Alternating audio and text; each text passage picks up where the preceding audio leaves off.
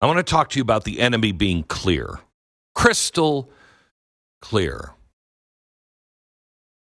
But I'm not sure to everybody. I'm so sick and tired of us turning on each other. We saw it with Elon Musk and Donald Trump. I like both men. Can you stop? Thankfully, they did.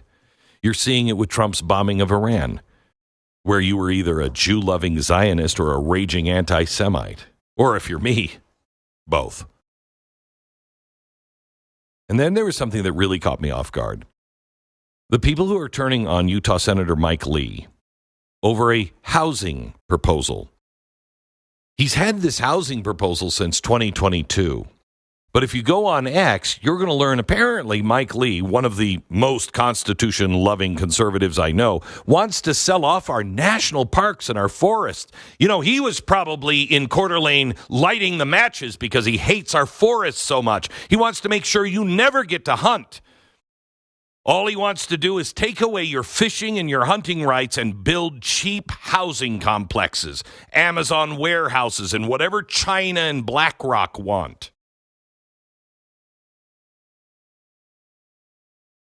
You know, I addressed this a few weeks ago, invited Mike to clarify where he stands because some of my family are very concerned. You can find the segments on my YouTube channel. Go subscribe to my YouTube channel, will you please? But since then, apparently, there's a crusade out to cancel Senator Lee. There have been a few major updates. So today, let me just take a look at just the facts here, where we stand on this right now. Over the weekend, Mike Lee decided to withdraw his federal land sale provision from the big, beautiful bill. He said, quote, "While there has been a tremendous amount of misinformation and in some cases outright lies about my bill, many people brought forward sincere concerns. Because of the strict constraints of the budget reconciliation process, I was unable to secure clear, enforceable safeguards to guarantee these lands would never be sold, only to American families, not to China, not to BlackRock, and never to any foreign interests." Wow, what a shill for the globalists, right? Or maybe it's how our government should work. Members of Congress propose something, present it to the people, and then they listen to the community instead of just insisting, we have to pass it to know what's in it. And then hear this kind of outcry for that. Here's one of the bigger issues here. We're speaking two different languages. A lot of criticism online is that Mike Lee wants to sell off our public lands. Our public lands. To a lot of Americans, those lands are the lands we use for recreation and hiking and hunting and fishing and things like that. That's not what he wanted to sell. And he promised to make that much clearer in the revised bill. Now, let me remind you on the public lands. President Biden, under his administration, the federal government was ordered to conserve 30% of our lands and our waters by 2030. So apparently, our public lands are being gobbled up even more. That's another, I think, 6 percentage points. Another 6% of the entire land in the United States going to be seized by the federal government by 2030. And it falls directly in line with the UN's 30 by 30 plan. It's an initiative for governments to seize 30% of all land and water by 2030. Now, do you think the UN wants to give you more hunting and fishing land? Do you think they're all for that? Or do you think these radical environmentalists want to restrict your access in the name of fighting climate change? By the way, currently, the U.S. government owns 640 million acres of land. That's nearly a third of the country. So they've almost met that 30 by 30 goal, and they will meet it. And then what's next? The 50 by 50 UN goal. And in order to seize the rest of the land, there's the Sustains Act that passed. Do you know about this? I didn't hear any outcry about this. Where was the right on this one? It was enacted in 2023. It allows the government to receive private funds to advance conservation programs. So BlackRock, if they wanted to, could buy up the conservation lands. Does your property contribute to pollination, photosynthesis, the air we breathe, the water we drink? Well, As I exposed on a show back in September, the Sustains Act allows all of that to be monetized through the relationship of private investors like Bill Gates and the government. And it occurs without the landowner's permission. So they can take your land or tell you exactly what you want to do, what they want you to do on that land, what you cannot do on that land, because photosynthesis happens. Where were you? Where were you on that? This is the real seizing of American assets. This is the real seizing of American assets by the global corporations that you are all so afraid of. Mike Lee, oh my gosh, what about the Sustains Act? In his revised bill, which he's still working on, Lee has promised to, quote, remove all Forest Service land. Good. Significantly reduce the amount of BLM land in the bill. Good. Only land within 5 miles of population centers is eligible. Yeah, but when he gets that, then he'll build buildings there, and then he'll have another 5. And next thing you know, he'll be putting a cap on Old Faithful. He'll establish freedom zones to ensure these lands benefit American families, protect our farmers, ranchers, recreational users. But there's still a lot of claims online. Whatever. Charlie Kirk said it right. The Democrats, this is their war on single-family housing. Do you remember when we talked on the program about the globalist plan of 15-minute cities that all of BlackRock and everybody else is for? Remember when BlackRock came in and just started buying up whole neighborhoods, just priced every regular citizen out of the neighborhood? Why? Because it's part of the plan to pack the majority of humanity into easily controllable cities where everything you need is just 15 minutes away and you never need a car. But is that the American dream? Currently, rural land is getting so expensive, most Americans can't afford rural land. I know, I'm living in a place that has a population of 400 and I think it's 51. Might have had a baby, so maybe it's 452. And nobody can afford it. How is it possible you're living in the middle of nowhere with a population of 451 people and you can't afford a house? The elites don't need Mike Lee's proposal to take more of your land. They're already doing that. But here's my biggest issue. This is not about Mike Lee's proposal, okay? It's not. There is a much bigger issue. So I was talking about federal lands. I don't want to get off that. I want to change to instead what the real problem here is. What the real problem is. The real problem on the seizing of the federal lands is that we are so quick to turn on ourselves. We are so quick lately to turn on our allies. See, that's the issue isn't Mike Lee's proposal. It's how fast we turn on each other. If you believe Mike Lee's proposal didn't go far enough to safeguard our land from adversaries, great. That's fine. And you know what? You won. He's revamping that. He listened. The government listened. Good. But can you say that without calling him a traitorous shill for the elites? I mean, I don't know a traitorous shill for the elites that actually listens. Do you? Donald Trump Jr., he was against Mike Lee's plan. He thanked him over the weekend for pulling the proposal, saying, quote, Mike is a great friend, and we usually agree on almost everything, but this was a rare exemption of where we didn't. Hello? We don't need to hear people tear each other down. Who's our real enemy? Who's more dangerous? Can we go, I don't have numbers on these, unfortunately. 6, 7, 8, 9, 10. Let's go to cut 10, please, on whiter neighborhoods.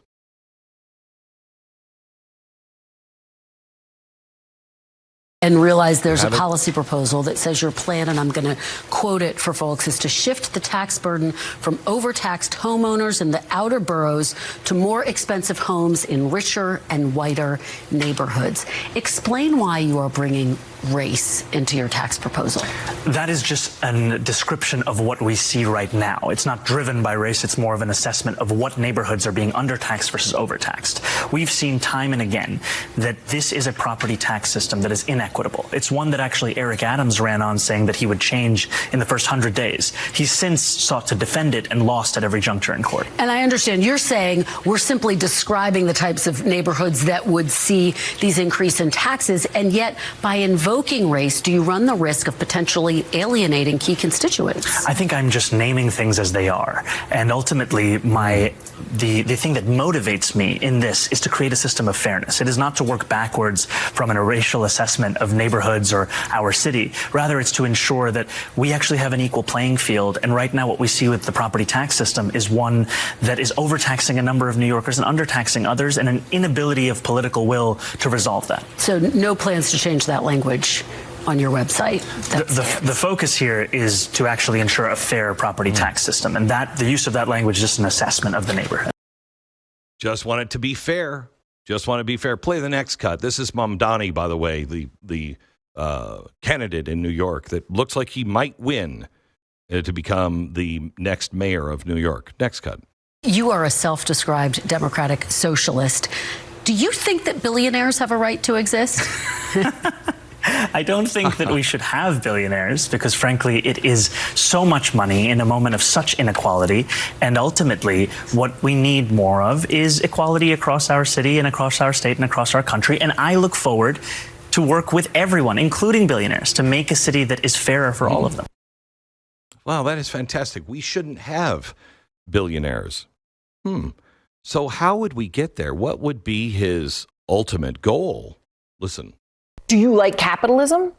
No, I have many critiques of capitalism. And I think ultimately the definition for me of why I call myself a democratic socialist is the words of Dr. King decades ago. He said, call it democracy or call it democratic socialism. There must be a better distribution of wealth for all of God's children in this country. And that's what I'm focused on, is dignity and taking on income inequality. What the purpose is about this entire project, it's not simply to raise class consciousness, but to win socialism. And obviously raising class consciousness is a critical part of that. But making sure that we have candidates that both understand that and are willing to put that forward at every which moment that they have, at every which opportunity that they're given.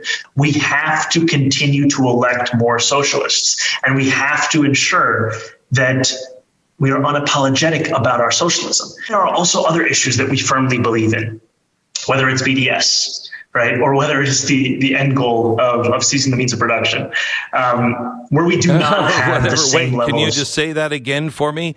Whether it's the end goal of ceasing the means of production? Let me ask you a question. Which is more dangerous to our country and our heritage? Is it the senator, that controversial maybe, says 3% of federal land should be transferred back to the states? Or is it the politician standing at a podium declaring, not in some offhanded gaffe, that he has a real problem with capitalism, that he wants to tax white neighborhoods, that he wants to get rid of billionaires and seize the means of production? Now, for those who studied history, I don't need to tell you why your blood has suddenly run cold. Seize the means of production. That's not economic theory. That is a revolutionary war cry. It always has been. It's the heart of Lenin, of Marx, of Mao, of gulags, of 5-year plans, of Food Line. Total state control. It is the slogan whispered in the barracks of all of the camps, printed on the walls of the Khmer Rouge torture cells. That's not American. That's not a goal any of us should look for. But let's take down Elon Musk. Let's take down our FBI. Let's take down Mike Lee. Let's take down Tucker Carlson. Let's take down Ted Cruz, because we don't have enough enemies. Rightfully, somebody on this program asked around this time on Friday, Glenn, why did you have Steve Bannon on? This is why I had Steve Bannon on. We have enough enemies, don't we? Can we find people that we generally agree with, maybe 80%, even if that 20% is massive? Well, I'm going to be friends with anybody for the times I can be friends with, and then I'm going to have to say, I part with you here. You're going to have to go on your own way, but when you come back to this, I'm with you. We're being, our college campuses, the floor of our own legislative bodies, as if it were another just regular day in paradise of America. You know, I want to talk about highway funding and seizing the means of production. Wait, what? Meanwhile, the man who says we should return a tiny sliver of public land that Washington hoards like a miser, while local communities struggle to pay for schools and police, while you can't afford a house, that's an extremist, a radical, a threat. But this guy, I don't see anybody on the right really standing up against this guy. Where is the big movement against this guy? It's almost as if that whole federal lands thing was orchestrated, and so many of our side played right into it. That man who says, let the states manage their own forests, their own minerals, their own resources. Just give us 3% of the land so we can actually have a tax base, so we can build some houses there that people can afford. Let's make sure that the land is controlled by the people who are closest to that land. Let them be the stewards of it, not the bureaucrats 2,000 miles away who have never set foot in a pine thicket or a desert mesa. Which vision is more in line with the Constitution? Which one is our bigger enemy here? Which one echoes Jefferson's belief in a government closest to the people? Which upholds the vision of the founders who feared centralized power more than foreign armies? Which one is calling for the seizing of the production? You know, not all ideas are morally equivalent. We're not dealing here with difference of opinion on tax rates or zoning codes. One wants to give power back to the states. And you know what? People rose up and said, I don't like that idea. And so now that idea has to be changed or forfeited. Great. But where are the people standing up saying, seizing the means of production? This guy wants to take control of your factory, your farm, your business, your labor. One believes in federalism, the other believes in collectivism. One respects the individual as a moral agent of society, and the other sees the individual as a cog in the great machine of the state that's just going to make utopia, because they always do, as you just can't see it because you're behind the barbed wire fence. When somebody shrugs and says, you know, both sides are really pretty extreme, it's time we say no. It's that kind of false equivalence that got us into this mess. That's how the frog stays in the pot as the water slowly boils. You know what? They're both really kind of extreme. No, they're not. If you believe in America is a place where rights are granted by God, not government, where property is yours, it is sacred, the fruits of your labor belong to you, then we cannot pretend these are equal threats, because they're not. Because one man questions how much land the federal government should own. The other questions whether you should be allowed to own anything at all. If the government should not own everything. Which one's dangerous? Which one snuffs out your rights? This is not about land. This is all about economics. It's about freedom, and history has already told us where these roads lead. One road leads to liberty. One road leads us to having a discussion and a debate without calling each other names and killing one another. The other road doesn't allow debate, and if you try to debate, you're disappeared or you're killed. One leads in liberty, one ends in chains. What do you say? We have enough enemies. Why do we need to turn on ourselves? And do you think there's a possibility that the communist, the socialist, the anarchist, the Islamist will all band together to destabilize the Middle East, Europe, come to America to destabilize that, to end the Western world. Do you think there's a chance you're being played? Because I do. And I refuse to be played. I'm not a moron, and neither are you. See, here's the thing. This is why when Ben Shapiro says, facts don't care about your feelings, this is why that's so important.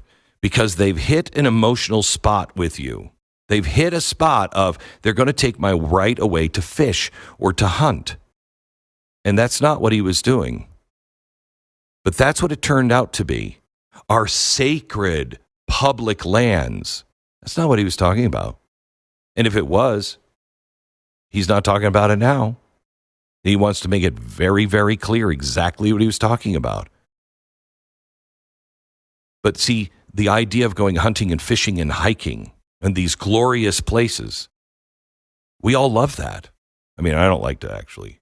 Well, I like to hunt. I don't like to fish, and I don't like to be outside, really. But I love the lands. I love to be in an air-conditioned car driving through Yellowstone going, wow, look at that. And look at that moron getting out of their car trying to feed the buffalo. This is going to be fun to watch.